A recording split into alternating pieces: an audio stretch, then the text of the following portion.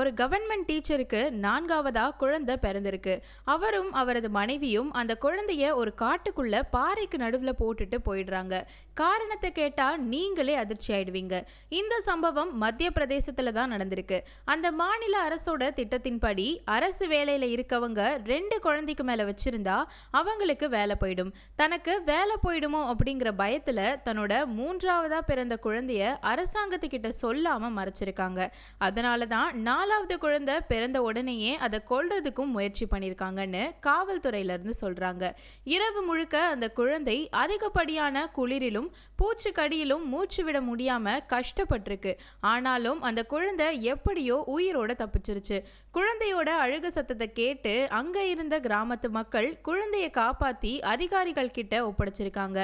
CRP data பிரகாரம் பிறந்த குழந்தைய கைவிடுற வழக்கம் மத்திய பிரதேசத்துல தான் அதிகமா இருக்கு. இதுக்கு காரணம் அங்க இருக்கக்கூடிய 2 சைல்டு பாலிசி தான் சொல்றாங்க.